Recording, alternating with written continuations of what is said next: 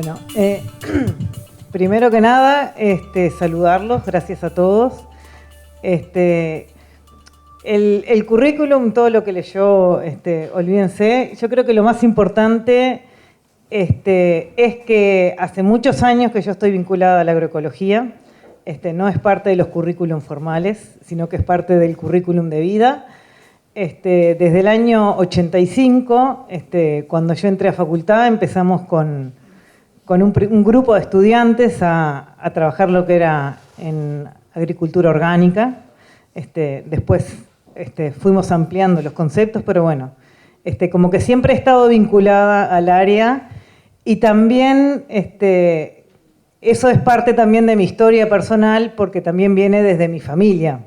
Mis abuelos eran productores agropecuarios, plantaban papa y limones sobre todo, pero también tenían un monte de frutales nativos, que era de una colección que había hecho mi abuelo, que en sus vacaciones salía a recorrer el país en tren, y en esas recorridas, cuando veía guayabas y pitangas, las juntaba y las llevaba a su casa.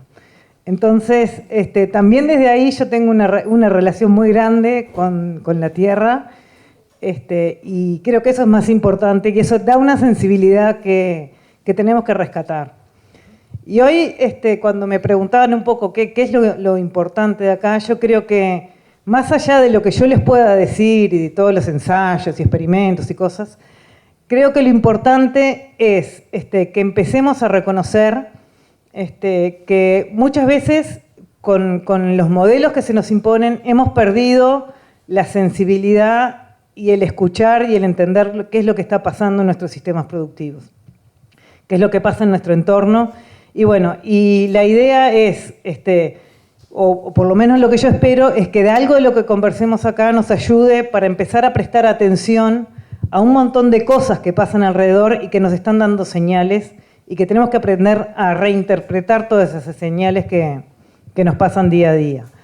Algunas cosas nosotros tratamos de responderlas desde el lado científico, con unos ensayos muy complicados y unos análisis estadísticos muy difíciles, pero otras cosas son observaciones que tenemos que aprender a entender y que vienen muchas veces de lo que ustedes nos sugieren. Entonces, esto tiene que ser un ida y vuelta y no quedarnos solo en alguna gráfica o en alguna cosa que yo les pueda mostrar acá.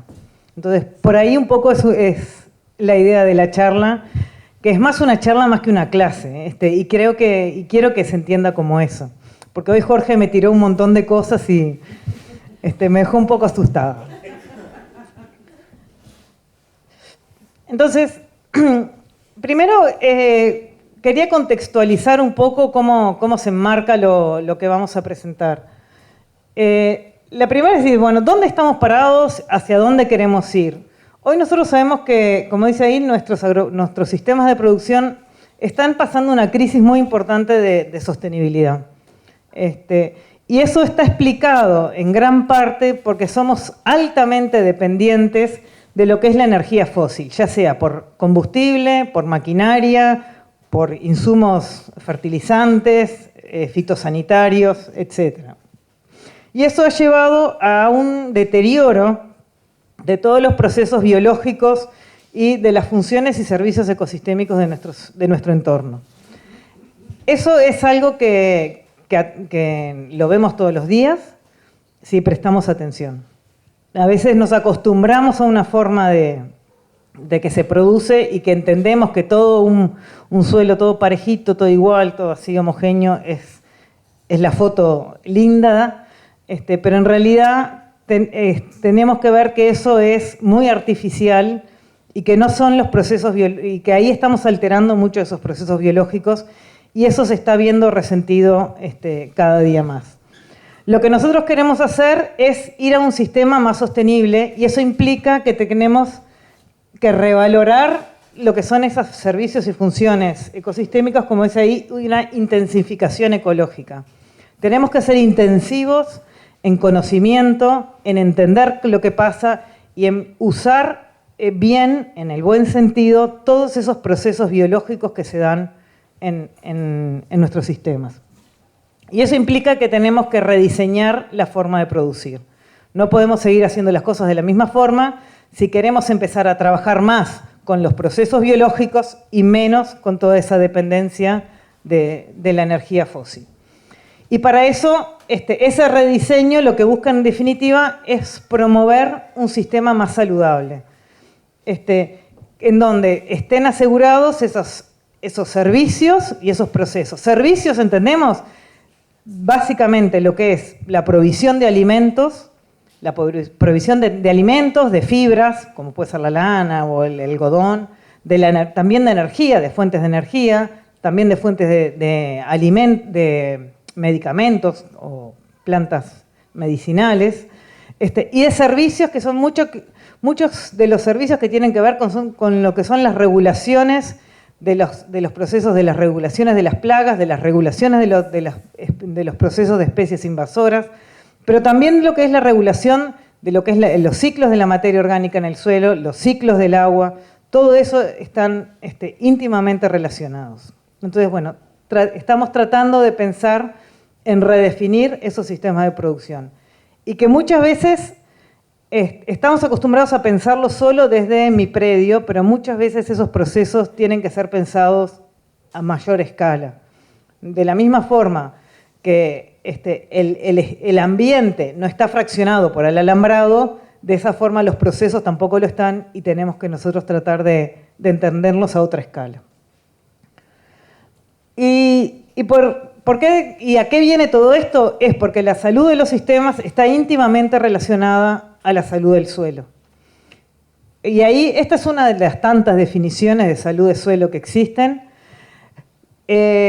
Yo por mi deformación en parte de fitopatología, o sea, de la parte de sanidad vegetal, la tomé de un autor que trabaja en sanidad vegetal, pero creo que refleja mucho de lo que queremos comentar. Por un lado, la salud del suelo es una capacidad sostenida, o sea que es algo que perdura, de funcionar como un sistema vivo. El suelo no es un soporte físico, el suelo es un sistema vivo, ¿sí?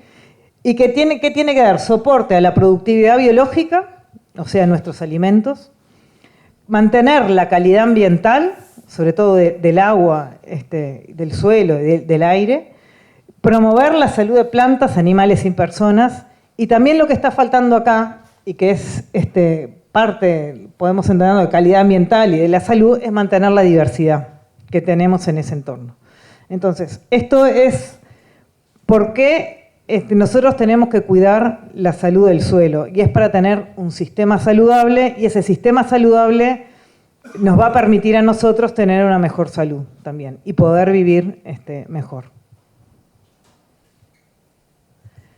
Y esto es un poco para ir entrando en el tema y para entender de que la salud del suelo está íntimamente relacionada a la salud del sistema, y eso se garantiza si nosotros tenemos un suelo que funciona y que cumple todas las funciones que se entiende que tiene que tener. Y lo que sabemos también es que más del 90% de las funciones y de los procesos que ocurren en el suelo están mediados por los microorganismos. Y por eso es que yo les voy a comentar algunas cosas de los microorganismos.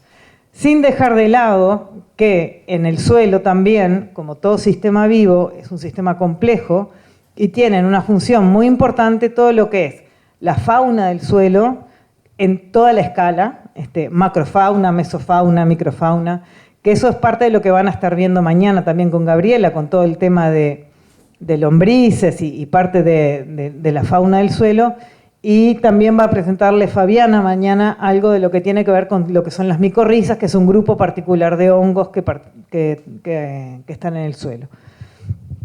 Pero lo que yo quería resaltar de acá, yo no tengo un puntero, pero no importa, que acá ven cuáles son algunas funciones.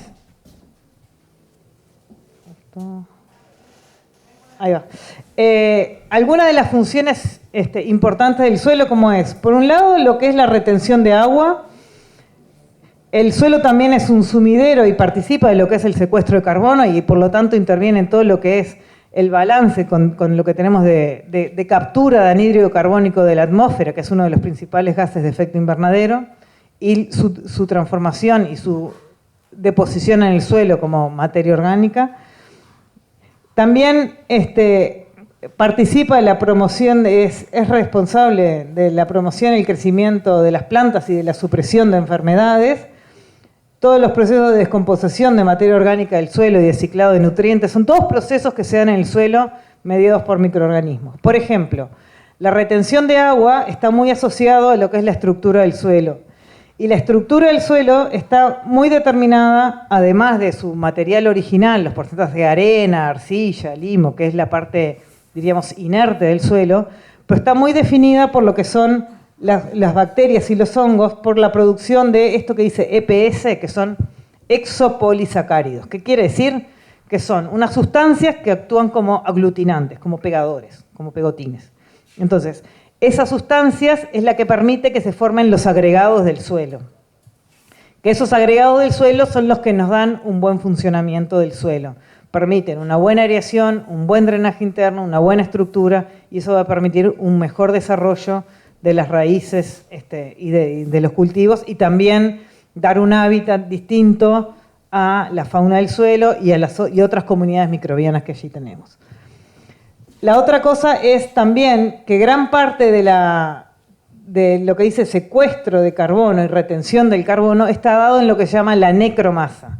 La necromasa es la biomasa de todos los microorganismos muertos que quedan en el suelo, y hoy se sabe que esa es una de las principales fuentes de materia orgánica del suelo y que da la mayor estabilidad a esa materia orgánica. Es la materia orgánica que permanece más tiempo en el suelo y que se va liberando más lentamente. Y eso está básicamente constituida por todo lo que son las comunidades microbianas que se van muriendo, porque se van como todo ciclo de vida. Sí. Por eso no hay que barrer las hojas, ¿no? La necromasa, digo. Las hojas, y depende de donde las tenga. No, pero las hojas son una fuente de devolver y de incorporar materia orgánica al suelo. ¿Está? ¿Qué? No, la necromasa es son los microorganismos que quedan muertos en el suelo y pegados al no los ves. Pero es un volumen muy importante de la materia orgánica del suelo, que es la que se va acumulando y la que va formando como las grandes estructuras y los grandes depósitos de materia orgánica en el suelo. Y que son una de las principales fuentes que contribuyen a la fijación del dióxido de carbono dentro del suelo. Porque otras fuentes de materia orgánica son mucho más lábiles, o sea que se descomponen más rápido y son las que son utilizadas más, con mayor frecuencia por las plantas o los microorganismos para alimentarse. Esto es lo que va quedando como más retenido en el suelo. También esto que dice acá, nódulos, son asociaciones simbióticas, o sea, de una bacteria con la planta, con la raíz, forman los nódulos. Los que trabajan con praderas lo conocen muy bien, es algo muy característico de las leguminosas, y que ahí, ¿qué pasa? Se hace lo que es la fijación atmosférica del nitrógeno, lo fijan las bacterias y por determinados procesos ese nitrógeno se transforma y queda disponible para las plantas. Vendría a ser como la gran fábrica de urea, que no es urea, pero que está en las plantas. ¿Ah? Es la transformación del nitrógeno atmosférico en formas disponibles de nitrógeno para la planta. Entonces, esto es simplemente para mostrarles que muchos de los procesos que nosotros estamos, que hacen que sean posibles los cultivos, están mediados por lo que son los microorganismos.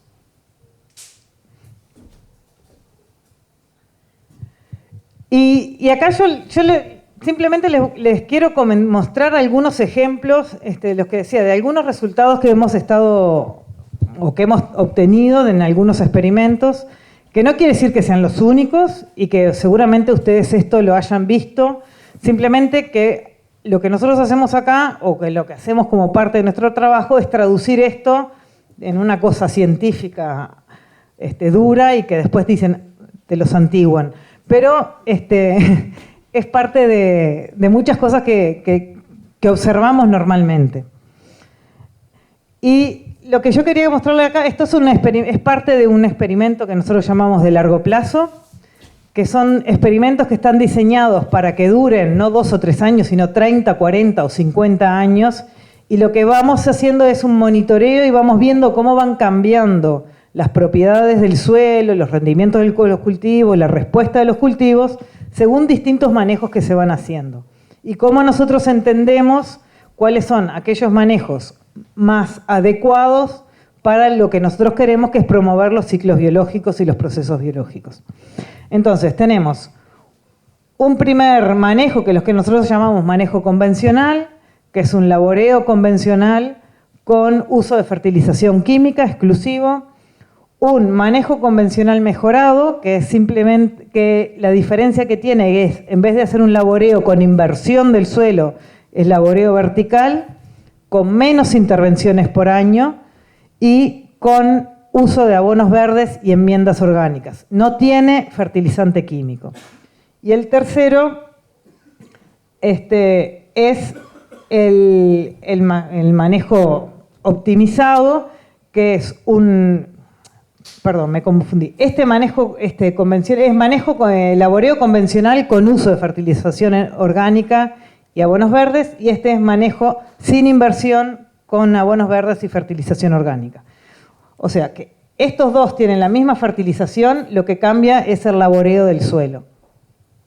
Sí. Cuando decís inversión, porque como yo no sé muy bien los movimientos, cómo es la cosa. Inversión es según la herramienta que tú uses para preparar el suelo. ¿Tá? El de inversión es una disquera que va dando, que el suelo pasa, no. Como un arado es un arado de disco que es como una rueda. ¿Lo conocen? Ah, está. Y lo que hace es toma el suelo y lo da vuelta. Lo que está abajo pasa para arriba. En cambio, el otro es el laboreo reducido, que es estas fotos que tienen acá. Este es el que va invirtiendo y este es el laboreo reducido, que son como unos pinchos que rompe. Eso tiene un impacto muy grande. Imagínense ustedes que están así y de repente los ponen pata para arriba. Entonces, la inversión del suelo tiene un impacto muy grande en todo lo que es la vida del suelo. Entonces, lo que tenemos que tratar es de evitar al máximo esos procesos de inversión. ¿Fósforo, Carola? ¿Fósforo qué? La fertilización fosfatada no hay. ¿Cómo lo mejoraron al fósforo? Ahora lo vemos. Porque eso, la fertilización, eso lo... A ver cuál es.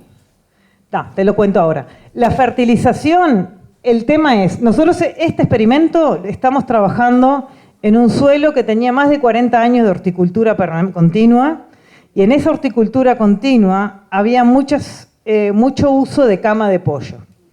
Los estiércoles animales tienen un contenido de fósforo muy alto, y estos suelos tienen ya niveles de fósforo muy altos.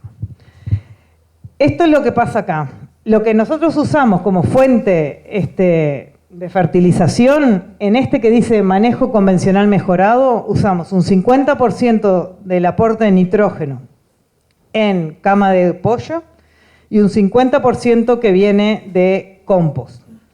En el otro usamos exclusivamente compost. Todos estos manejos se equilibran con igual nivel de nitrógeno. ¿Ah? No tenemos problema de déficit de fósforo. Pero también ahí con el fósforo hay todo un tema, porque nosotros sabemos que el fósforo, el fósforo disponible en el suelo, lo que aparentemente medimos con el Bray o es muy bajo en un suelo de un campo natural en nuestro país. Lo que sí tenemos es el fósforo orgánico del suelo, es una fuente muy grande de fósforo. Y lo que hace disponible ese fósforo orgánico del suelo son los microorganismos. Entonces, tenemos que buscar, por ejemplo, promover algunas comunidades que vamos a ver ahora, como son algunos bacillus o como son algunas pseudomonas, que tienen la capacidad de solubilizar el fósforo y hacer el fósforo orgánico del suelo disponible para las plantas. Entonces, esos son parte de los equilibrios que se van generando. Porque muchas veces estas fertilizaciones que se hacen están pensando en fertilizar el cultivo y en la extracción del cultivo. Y nunca estamos pensando en que nosotros tenemos también que alimentar ese suelo. Y el suelo en realidad lo estamos alimentando con la materia orgánica que le estamos agregando. Y que esa materia orgánica va a ser la fuente para nutrir toda esa vida del suelo también. Entonces ahí se empiezan a desencadenar un montón de procesos. Y la otra cosa, que yo no lo mostré acá, tendría que haberles mostrado, es que también es distinto lo que pasa en el suelo. Si vamos para atrás, a ver si vamos para atrás, no, esta. En el suelo, ustedes ven acá que esto es una raíz. No es lo mismo lo que está en la parte marrón, que vendría a ser el suelo en general, que lo que está en lo que se llama la rizósfera, que es lo que está bien pegado a la raíz. Allí en lo que está bien, en esa que es menos de 1 milímetro adherido a la raíz, es lo que se llama la rizósfera. En esa zona, por los exudados de las raíces y porque esos exudados son ricos en determinados nutrientes, sobre todo carbohidratos, atrae un montón de microorganismos y esos microorganismos a su vez secretan y producen otro montón de compuestos. Y se genera un ambiente sumamente rico y que es que es muy diferente a lo que es el suelo a granel, diríamos. Entonces, muchas veces nosotros, todos los trabajos que tenemos, están hechos pensando en tomando mediciones en el suelo como a granel. Y no tenemos estudios, o hay muchos menos estudios, porque es mucho más difícil y mucho más laborioso, de realmente entender qué es lo que pasa en la rizósfera. Y allí es donde se dan realmente los procesos de intercambio y de absorción de nutrientes por la planta.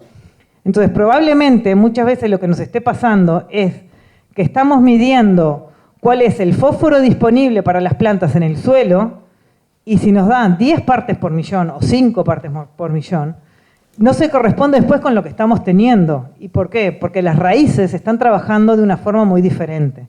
Y esas raíces están trabajando de una forma diferente porque están siendo ayudadas o mediadas por microorganismos, ya sean bacterias o sean hongos, como van a ver mañana, como son las micorrizas, que cumplen un papel fundamental en todos esos procesos. ¿Ah? Jorge. Y con el fósforo, ese fósforo que no está disponible, que no mide el rey, ¿puede ser también el fósforo mineral o es todo orgánico? Hay un poco de fósforo mineral, pero básicamente la gran reserva del suelo es fósforo orgánico.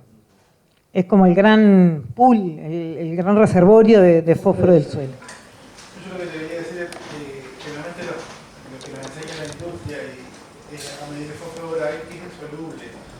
Por eso nos incitan a fertilizar porque es soluble.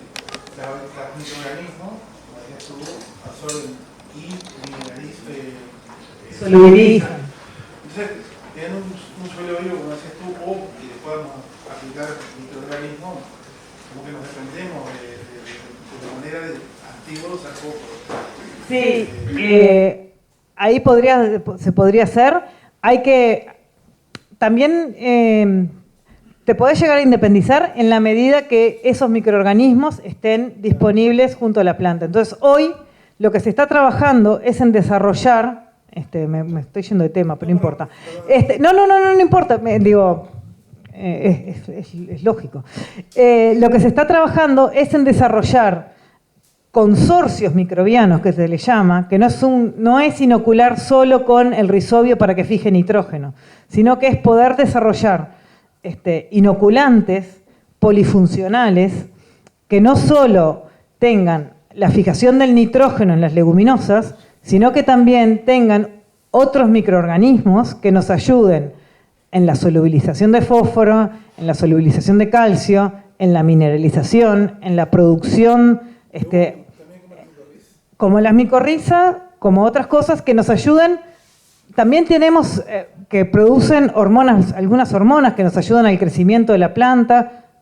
Entonces es un conjunto de microorganismos que nos ayudan. De la misma forma que hoy, que más temprano Jorge hablaba de lo que eran el supermagro y los biofertilizantes, que también funcionan básicamente por los microorganismos apoyados por algunos elementos minerales, lo mismo pasa a nivel de las raíces. ¿Tá? Entonces, toda esa gran revolución que fue la nutrición foliar, yo creo que hoy, no sé, se nos está desafiando para que realmente tenemos que hacer una nutrición, un desarrollo y entender más los procesos microbianos para que sea la nutrición de la planta mediada por todo ese conjunto de microorganismos que va asociado.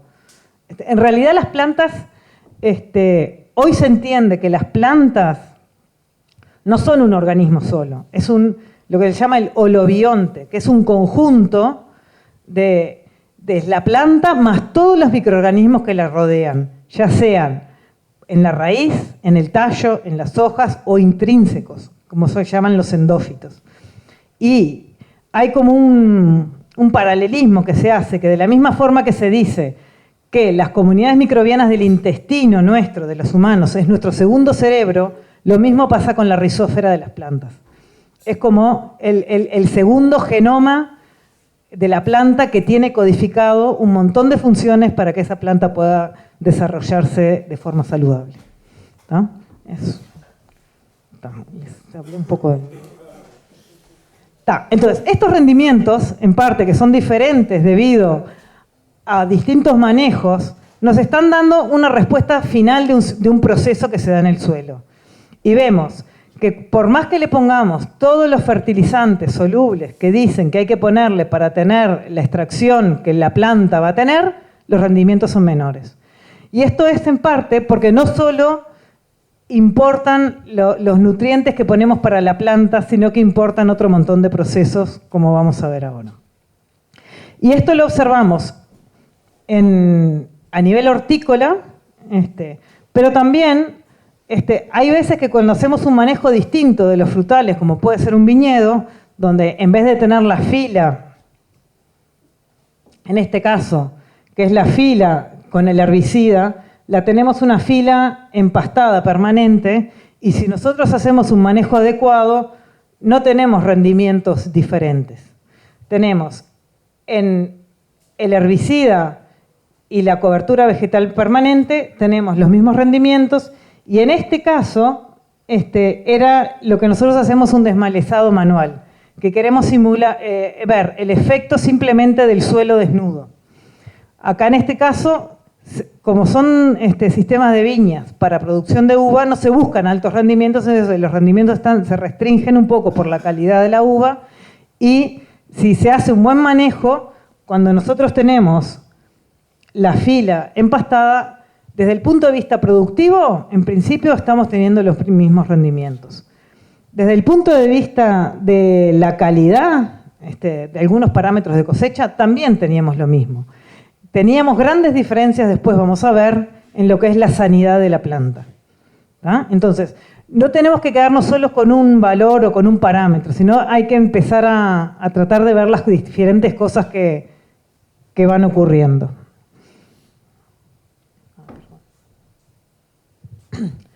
El otro tema también que nosotros evaluamos y que es muy importante, y que yo acá les pongo lo que es algunos de las cosas que hacían a los conceptos que hacían a la definición de salud.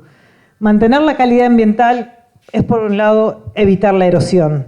En los sistemas que teníamos de manejo convencional, tenemos 4 veces más erosión que en un sistema con laboreo reducido, con uso de enmiendas orgánicas y con uso de abonos verdes. ¿Y eso por qué es? En parte, porque tenemos menos tiempo el suelo desnudo, porque hacemos menos intervenciones mecánicas por año, pero también porque se van favoreciendo y los agregados del suelo y el tamaño de los agregados del suelo es diferente. Y esto es lo que vemos cuando analizamos, desgranamos ese suelo y vemos cómo se distribuyen los tamaños del suelo.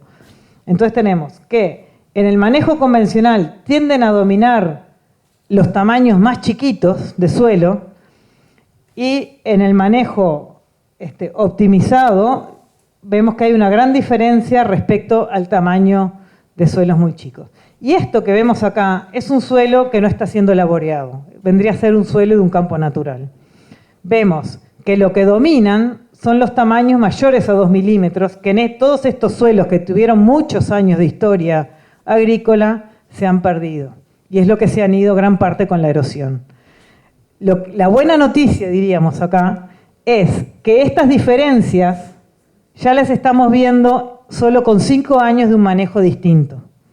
En 5 años nosotros, con un manejo optimizado, haciendo enmiendas orgánicas, haciendo abonos verdes, haciendo laboreo reducido, ya empezamos a mejorar la estructura del suelo en forma significativa. Ya no tenemos una dominancia de partículas menores a 0,25 milímetros, 1/4 de milímetro, que es como un polvo, y es lo que hace que llueve, y es lo que ustedes dicen, está planchado el suelo, y que después se encostra. Bueno, en este caso, en el manejo convencional, en alguno de los cultivos que tenemos en la rotación, tenemos que sembrar 2 o 3 veces porque la semilla no puede emerger. En los otros sí tenemos una buena emergencia, y eso es debido en parte a la estructura del suelo. Entonces, si bien este suelo está muy deteriorado, como es lo que pasa en el 90% de los suelos agrícolas de Canelones, vemos que de a poco podemos empezar a mejorarlo. Y acá es lo que yo les decía de los distintos manejos. Cuando tenemos un suelo, el suelo con la cobertura vegetal, que aseguramos que no tenemos suelo desnudo, que es ustedes imagínense la temperatura, la diferencia de temperatura solo, la diferencia de nivel de agua que hay entre un suelo desnudo y un suelo cubierto en verano. Las diferencias pueden ser más de 15 grados sobre la superficie del suelo, y ustedes imagínense lo que son 15 grados de diferencia a nivel de superficie del suelo. En este suelo con herbicida tenemos mucho mayor incidencia de enfermedades, que fue sobre todo medido botritis, respecto al suelo con la pastura. ¿Y por qué elegimos botritis? Porque dijimos, bueno, siempre dicen, bueno, claro, son las enfermedades del suelo. No, es la respuesta general de la planta, y la botritis, que es una enfermedad aérea que se da sobre los racimos y sobre las hojas, la diferencia es muy importante, como ustedes ven acá, entre lo que es el manejo con el herbicida y el manejo con la cobertura vegetal. Y la distancia que tenemos entre uno y otro son 3 metros. Es casi lo mismo, no es un tema de ambiente, no es que un viñedo está más húmedo, que otro está más seco, no. Es... El tema cuando usan herbicida, pulverizan el suelo también, el propio herbicida. El herbicida tiene un efecto importante sobre la estructura del suelo. ¿Por qué? Porque como herbicida, al ser sida, mata un montón de microorganismos, no solo mata algunos. ¿Y es quelante el glifosato? El glifosato sí. Igual también, a pesar de... Yo acá le puse solo los datos con herbicida y con pastura. En el caso también que nosotros tenemos, que es con el carpido, que es el suelo desnudo, que se le simplemente con la azada, porque queríamos ver el efecto que había y sin tener el efecto del glifosato, también la incidencia de enfermedades fue mayor. Fue intermedia entre estos dos casos. Sí. Y ahí el largo del pasto, lo midieron también, porque si vos dejás el pasto más alto, tenés más incidencia de botritis porque corre menos aire. No. El pasto se dejó, y en algunos casos, acá no se ve, pero había racimos que estaban prácticamente metidos entre los pastos. No. Y también lo que hicimos fue agarrar algunas cañas. La conducción, no hicimos la conducción clásica, sino lo que hicimos fue, de un pie que estaba con herbicida, cuando las parcelas están sorteadas y se dividen, ¿no? Entonces, imagínense que esto, en vez de ser las líneas así, fueran así, para que les pueda explicar. De esta planta sacábamos una caña y la llevábamos para arriba del pasto, y de esta del pasto sacamos una caña y la llevamos para acá, arriba del herbicida, justamente para demostrar ese efecto que vos decías. Entonces, las cañas de la viña que venían del suelo con herbicidas se enfermaban, estuvieran acá arriba o acá arriba. Las plantas que estaban de la planta sobre la pastura no se enfermaban, estuvieran o entre los pastos o en el suelo desnudo. Entonces, eso ahora les voy a mostrar por qué. Es un efecto que nosotros asumimos que es mediado por los microorganismos del suelo y que estos son los mecanismos de inducción de resistencia que se dan. Y que ahora les vamos a mostrar algunas cosas. Ahí todavía. Bueno, esto, digo, no son datos solo míos, ¿no? Esto es parte de una tesis de doctorado que está haciendo Jessica Bernachina con nosotros en Las Brujas y que está trabajando en esto. Una consulta. Sí. Cuando hablas de enmiendas orgánicas y de abonos verdes, ¿a qué te referís en los dos casos para clarificarlo? ¿Y cuánto estaban usando, por ejemplo, de enmiendas orgánicas? Enmiendas orgánicas, nosotros, en el caso anterior que les mostré el ejemplo, estábamos usando cama de gallina, o sea, lo que viene de los criaderos de gallina para huevos, y un compost comercial. Y abonos verdes, depende. En invierno estábamos usando avena o centeno y en verano eran sorgo o moa. Es los clásicos, no es ninguna... Es más, en este experimento, con los abonos verdes y las enmiendas orgánicas, hasta les quedan 2 años más, vamos a seguir trabajando con eso. La idea es, dentro de 2 años, cuando se termina el ciclo de la rotación y hacemos toda la evaluación, porque la rotación dura 9 años, es una rotación larga que vamos evaluando, es empezar a usar abonos mezcla. Que no sean abonos exclusivamente compuestos de gramíneas, sino que sean de 2 o 3 especies, los abonos verdes. ¿Por qué?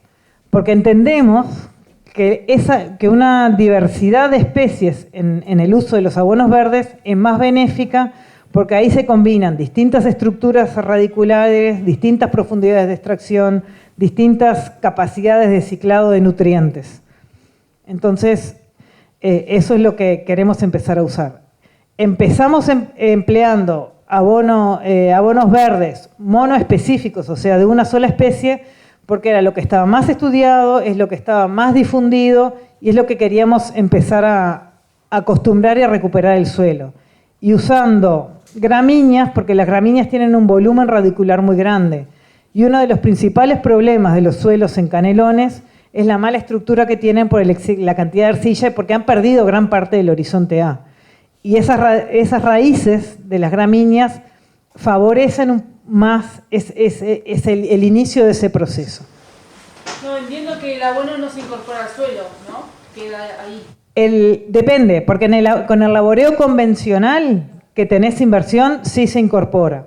En el laboreo reducido, con los pinchos algo se incorpora también, ¿no? Y también hay una cosa, en el laboreo reducido en horticultura, que es distinto al laboreo reducido en sistemas agrícolas, ustedes vieron que se trabaja con camas.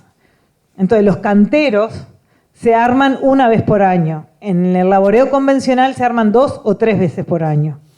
Entonces, cuando uno trabaja en horticultura con laboreo reducido, en el momento de rearmar esos canteros, ahí es cuando se incorporan las enmiendas orgánicas de cama de pollo y de compost. Se hace 1 vez por año.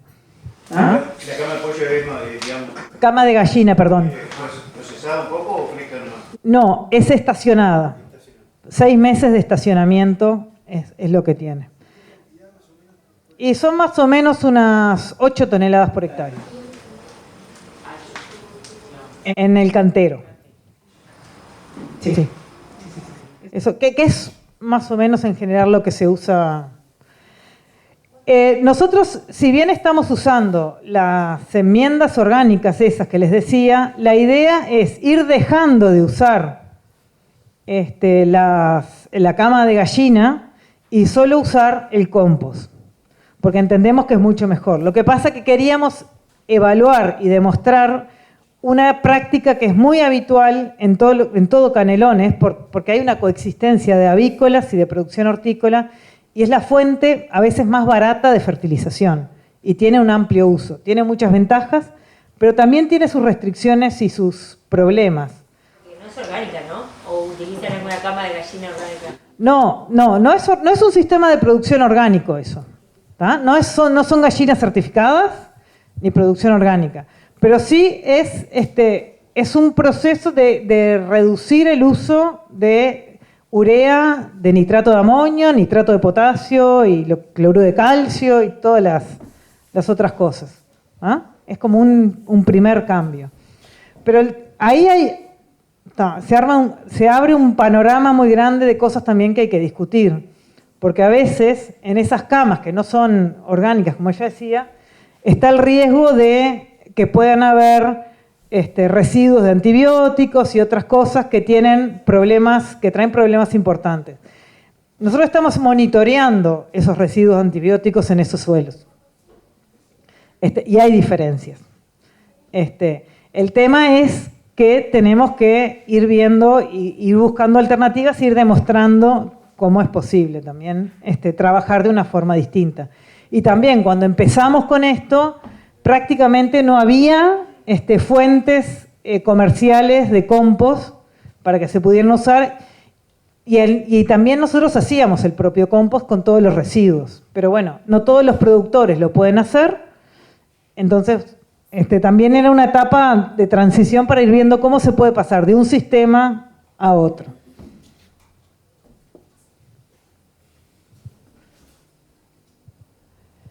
La otra cosa que es importante de por qué nosotros queremos y entendemos la salud del sistema, y es por la resiliencia.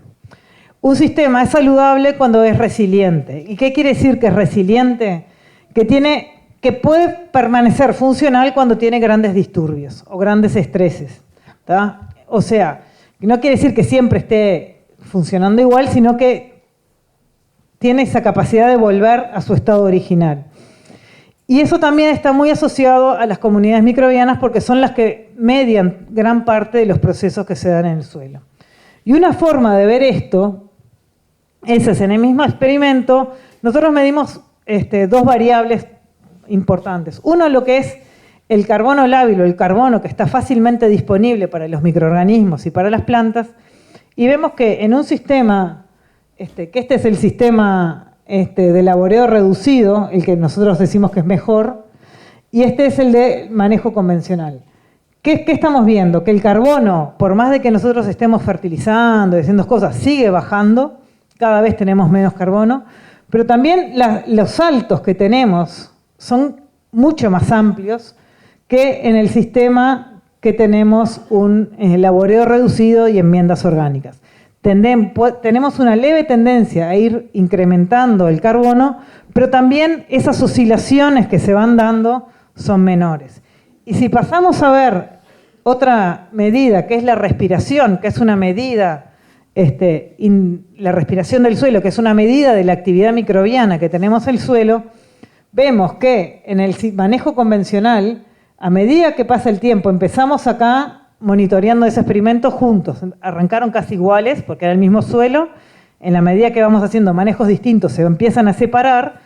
Y vemos que el manejo convencional, los disturbios son cada vez mayores y las ondas son mucho mayores. Y en el otro, si bien tenemos picos de altos y bajos, ustedes ven que la amplitud es mucho menor. Sí. Cuando hablas de los pinchos, ¿es tipo una máquina tipo cincel, tipo sí. vibra, tipo... Sí, un cincel. Laboreo vertical. Sí. O el subsolador, por ejemplo, sería... No, lo que pasa, eso fue a nivel hortícola. En general nosotros a nivel hortícola no se usa un subsolador. Pero en otros niveles trabajan muy distinto, ¿verdad? El subsolador con respecto al cincel. Sí. Sí. No, lo que pasa es que yo no es que prefiera uno u otro, según el sistema que vos vayas a trabajar y cuál es tu objetivo y cuál es tu punto de partida. El subsolador, el cincel es una herramienta que vos vas a estar usando anualmente. El subsolador no es una herramienta que tú usas todos los años. Por ejemplo, si vas a implantar un monte frutal y tenés un suelo muy compactado y que no está muy bien estructurado, es bueno pasar un subsolado y a veces cruzado para ayudar al establecimiento del monte. A nivel hortícola en general no se trabaja con el subsolado. A nivel agrícola, en algunos casos se hace alguna pasada, pero no conozco mucho. Capaz que los que están acá a nivel agrícola lo saben. El costo es grande porque implica una tracción muy fuerte y una fuerza y precisas herramientas grandes. Y tampoco se piensa como algo permanente. Es algo porque el suelo ya está tan deteriorado y tan apretado que tenés que ayudarlo de alguna forma para que después sigan los otros procesos. ¿Cuál sería la explicación de que partieron de suelos relativamente deteriorados? Muy deteriorados. Bueno, entonces, ¿por qué la actividad microbiana en el manejo, digamos, donde vos vas implementando la materia orgánica, igual baja? O sea, ¿Esto? Sí, que tiene una leve tendencia hacia abajo en vez de hacia arriba. Sí, no es significativa, tiene una leve tendencia hacia abajo y eso es porque estamos interviniendo, estamos trabajando, Si yo esto no lo tocamos más, probablemente tienda a que ser un poco más arriba. Porque a pesar de que le estamos haciendo un montón de cosas, estamos entrando a trabajar. Estás moviendo, estás haciendo un cincel, estás haciendo extracciones, quemando materia orgánica, estás... ¿Por qué la respiración es más baja en el eso depende, hay algún año que ha sido más alta y otro más baja, y eso depende de las temperaturas, de cómo viene el año, del nivel de humedad del suelo. Lo que es importante es que primero, esto que nosotros estamos midiendo acá no es el valor absoluto, sino que es el valor referido a, como dicen acá, el imperturbado, al campo natural. Entonces, eso es lo que busca, es compensar un poco las diferencias entre años. Entonces, lo que nosotros estamos comparando acá es cuánto se aleja la respiración del suelo en el suelo manejado como más correctamente que en un suelo convencional. ¿Cuánto se diferencian del campo que no está siendo trabajado? Entonces, en el 0 quiere decir que estamos igual que en el campo natural que no es trabajado. Cuando estamos trabajando siempre tenemos alguna diferencia, alguna intervención. Y lo que estamos viendo es que en el suelo, con laboreo reducido, abonos verdes y enmiendas orgánicas, esa diferencia es menor y las oscilaciones son menores. Cuando tenemos o mucha lluvia o secas grandes, estos saltos son los que son mucho mayores.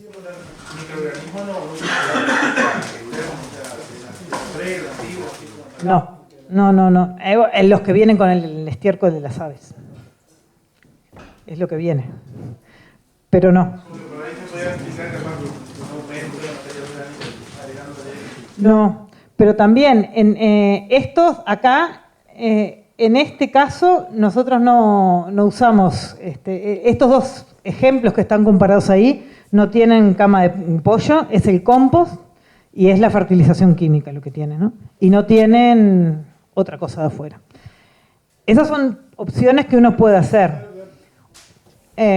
Como adelanto, por ejemplo, nosotros estamos empezando un trabajo ahora en donde a partir de todos los microorganismos que vimos, que vamos a ver algunos acá adelante, que hemos recolectado de estos suelos, estamos empezando un proceso de selección para elegir aquellos consorcios, o sea, conjuntos de microorganismos que cumplan varias funciones y que podamos aplicarlos en estos sistemas y para ver si podemos ayudar a mejorar un poco las funciones y ayudar a que este proceso que tenemos acá sea más rápido y mejor. Con los mismos microorganismos que sacamos del lugar.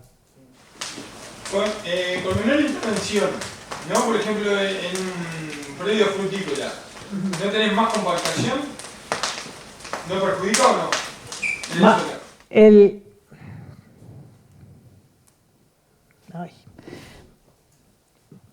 A ver si lo tengo acá.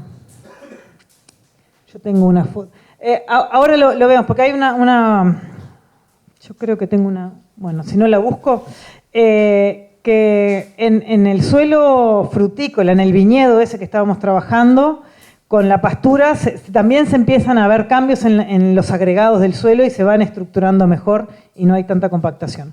Obviamente que en un suelo frutícola, en lo que es la entrefila, vos tenés grandes compactaciones y eso no tenemos forma de salvarnos porque uno está entrando con maquinaria por distintas tareas, o para cortar el pasto, o para mantener la entrefila baja en algunos momentos, o para hacer alguna intervención con alguna aplicación foliar, o para la cosecha, o lo que fuese.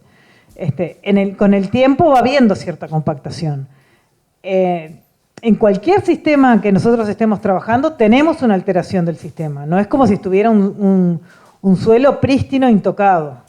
Lo que tenemos que tratar es de que esa alteración sea lo menor posible y que impacte menos en los procesos esenciales de ese sistema.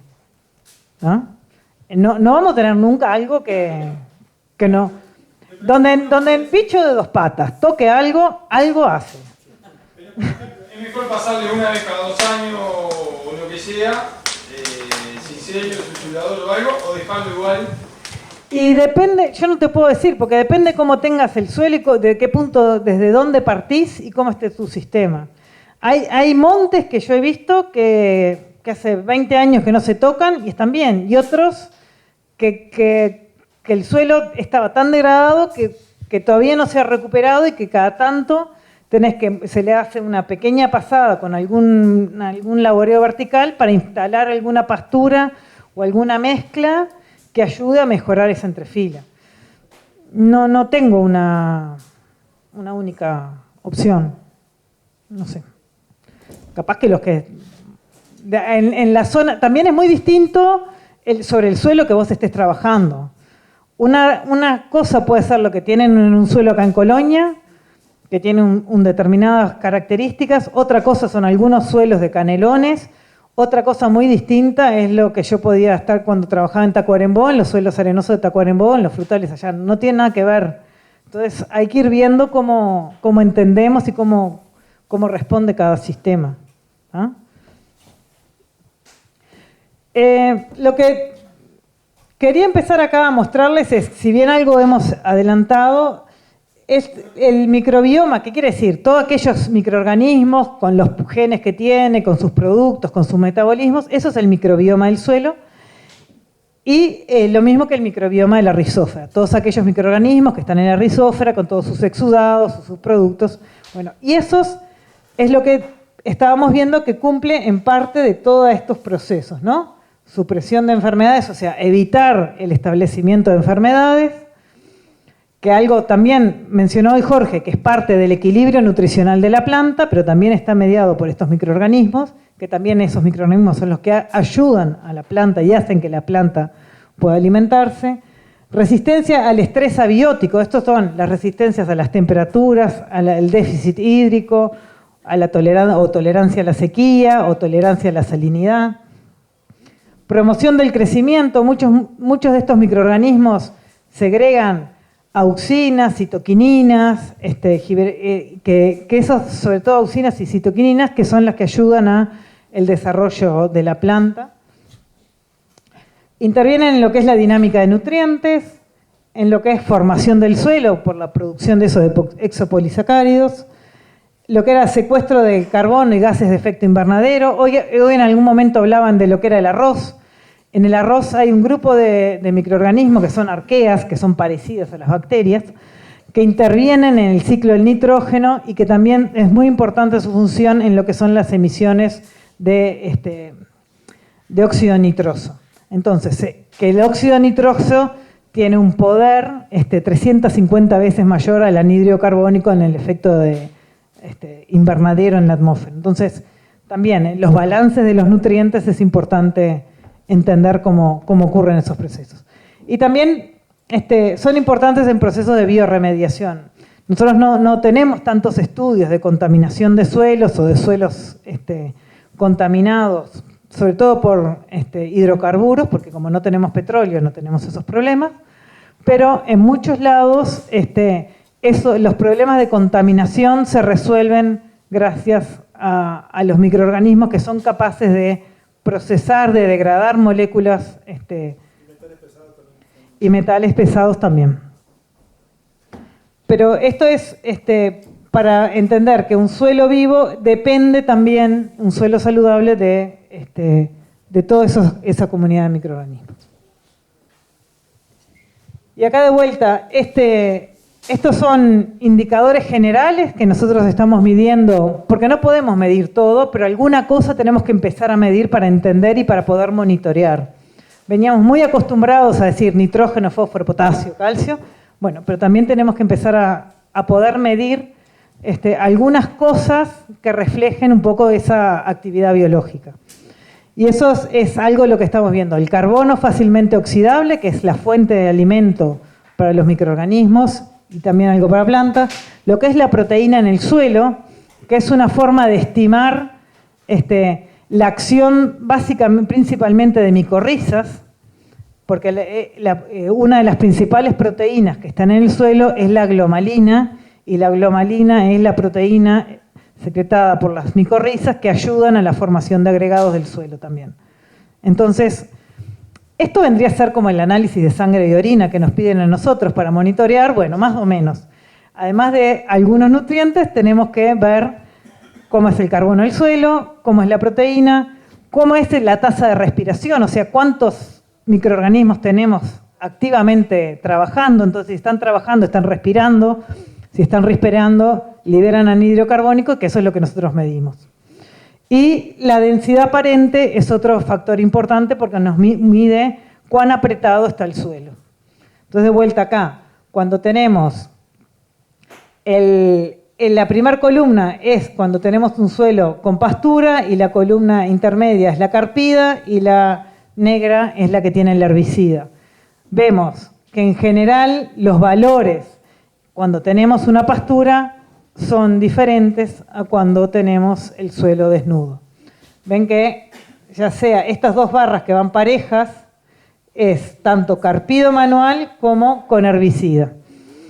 Entonces, si bien el herbicida tiene un efecto por sí, el principal efecto que está teniendo es el suelo desnudo, ¿no? Porque no está creando un ambiente favorable para todos esos microorganismos.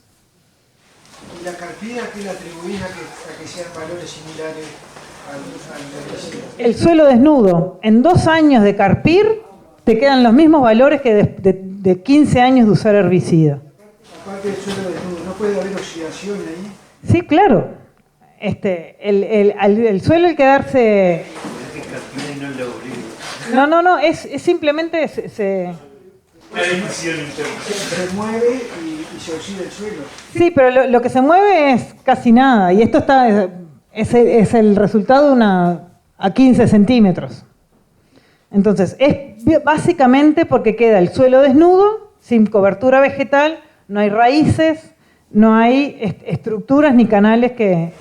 No hay vida de suelo. Y que más mayor temperatura, menor humedad. Hay mucha más temperatura, el agua permanece menos, se va empezando a apretar, hay menos oxígeno, cambia el ambiente completamente.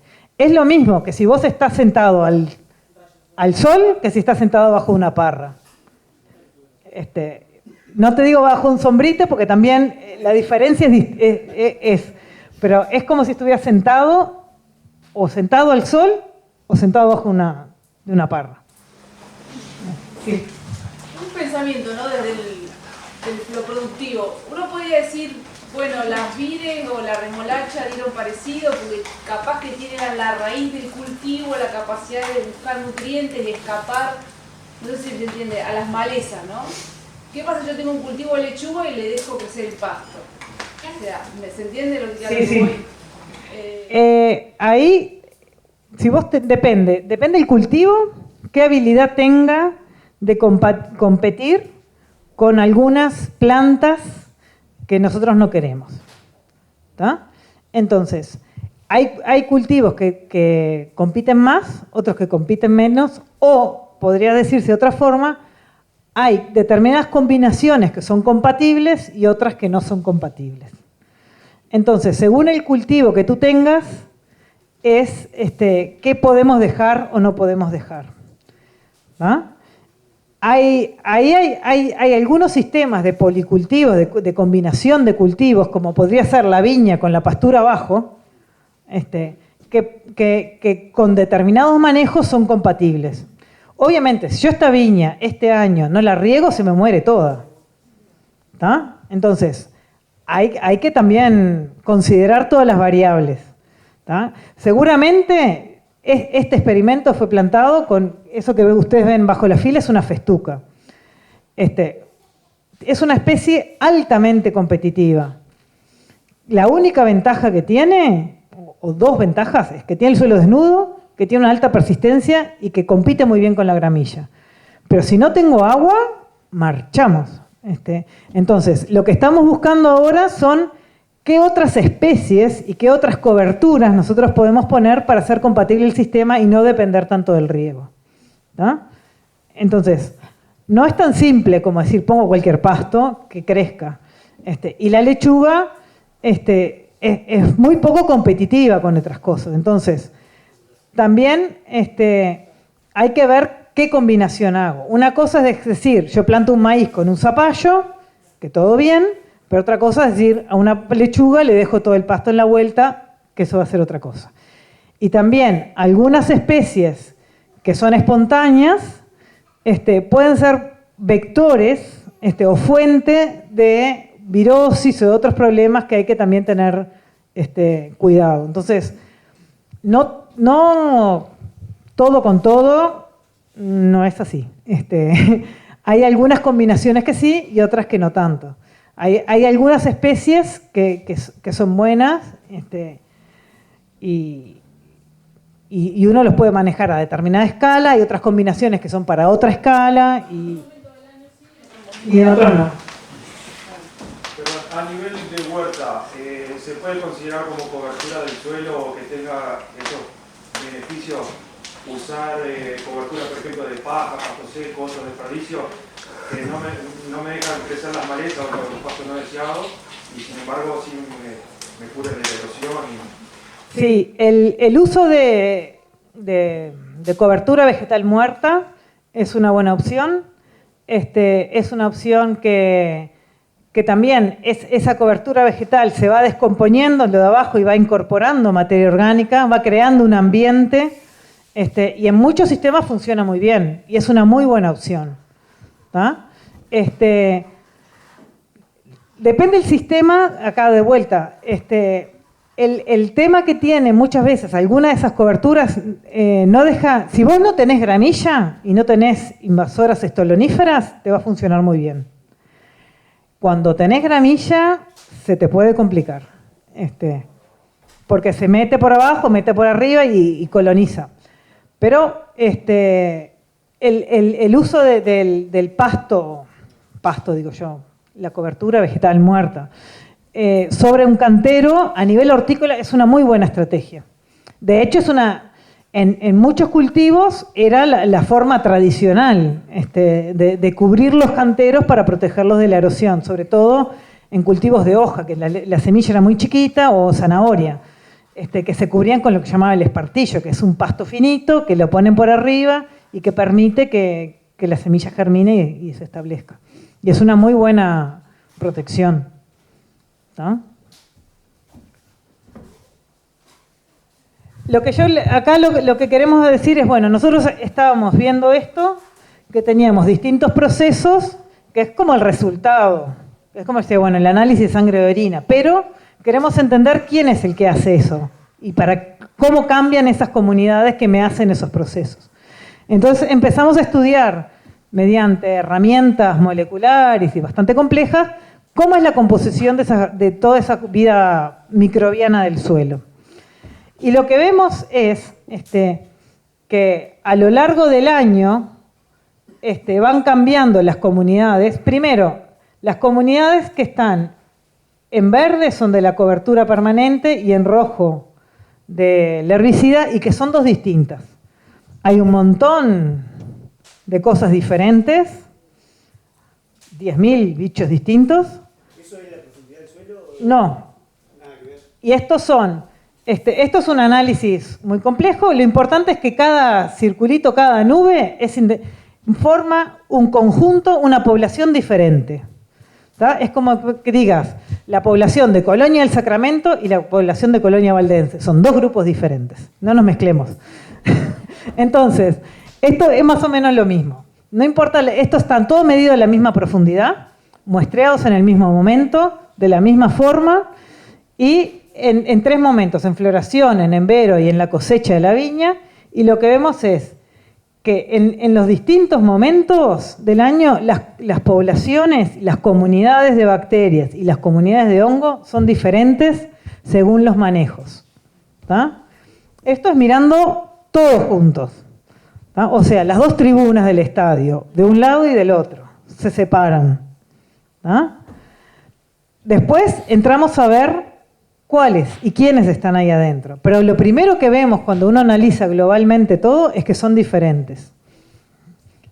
Y que esas diferencias son más marcadas en un momento y en otro, porque eso está debido también a cómo van cambiando los exudados y cómo va haciendo el desarrollo de la planta a lo largo del año.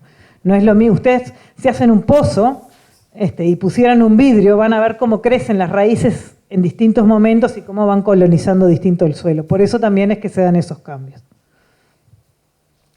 Y esas comunidades distintas se relacionan, y acá es lo que vemos, con mayores niveles, la respiración, los agregados, el tamaño de los agregados, la presencia de nitrógeno y el pH, explican todas las bacterias, se van para un lado, y cuando tenemos en el suelo con herbicida, se asocian a que tenemos agregados del suelo más chiquitos y una mayor densidad aparente, o sea, el suelo más apretado.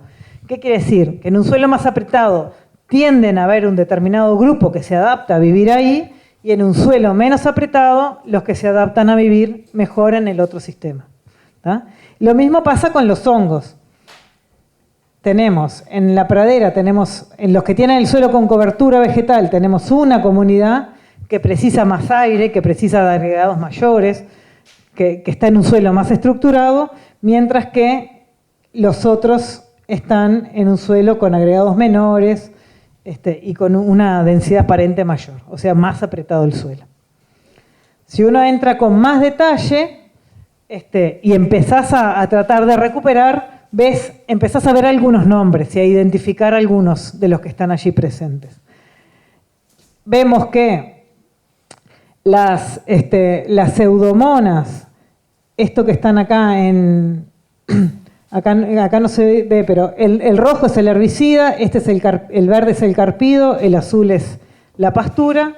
Vemos que tenemos mayores niveles de pseudomonas en el suelo con pastura, que tenemos las tricodermas también empiezan a ser un poco mayores. La tricoderma es un hongo, que es un hongo benéfico, generalmente, que está asociado tanto a la protección de plantas, como un agente de control biológico, que se puede decir, pero también produce hormonas, estimula el crecimiento, tiene habilidad celulolítica, o sea que interviene en la descomposición de residuos orgánicos, tiene un montón de funciones. Los bacillus estaban intermedios acá y tenían un comportamiento más errático, y eso a que se debe a que los bacillus son un grupo de bacterias que responden muy rápido a los cambios. No sé si escucharon hablar de los K-estrategas y los R-estrategas, que son dos grupos, es la forma que uno divide a los seres vivos. los que responden rápido a un cambio y los que son más lentos y más estables. Los bacillus son de rápida respuesta, entonces se adaptan, tienen una capacidad de ubicarse en distintos sistemas. Y pueden ser, muchos de esos son benéficos y como tienen una capacidad rápida de respuesta, se utilizan muchas veces como agentes, se inocula con muchos bacillus porque forman esporas, resisten bien y se adaptan muy rápido. Y tienen muchas propiedades. Pero esto es un poco para ver cómo empezamos a tratar de ponerle nombre a toda aquella nube de cosas. Y también esto es lo que vemos, esto es lo que veíamos en los viña, pero si lo pasamos al sistema hortícola, vemos que en el manejo convencional bajan los bacillus, en el manejo orgánico respecto al convencional bajan los bacillus tienden a estar más en el manejo convencional, pero el tricoderma suben en el manejo orgánico, las actinobacterias o actinomycetes se mantienen igual en los dos y las pseudomonas también suben en el manejo orgánico. Entonces, vemos que si bien no podemos cultivar todos los microorganismos, porque solo el 1% de los microorganismos del suelo son posibles de ser cultivados en placa como eso, algunos lo podemos ver y estos son los que después uno puede usar para producir y distribuir, porque los otros no los podés hacer. Tenés que trabajar fomentando su proceso natural. Eso, en cierta manera, te pueden indicar esos grupos. Te indican algunos procesos que están. Y lo que vemos que es consistente, más allá de que sea en un viñedo o de que sea en un sistema hortícola, las pseudomonas, cuando hay más materia orgánica, cuando hay más, tienden a estar más presentes, lo mismo que las tricodermas, y los actinomycetes están empezando a verse también que están empezando a aumentar.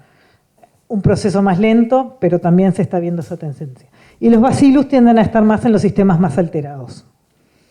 Y si uno entra después con más detalle, empieza con técnicas moleculares a analizar todos los distintos grupos que están presentes. Esto no es para que lo bichen, simplemente para que sepan que son listas y listas de microorganismos que tenemos presentes, de los cuales estamos intentando entender cuáles son las funciones que están teniendo en el suelo. Porque hoy, por ahora tenemos las dos tribunas y más o menos la lista de los que entraron. Pero ¿qué hace cada uno? Sabemos una ínfima parte de lo que está pasando. Sabemos que se precisan, pero no sabemos qué es lo que hace cada uno.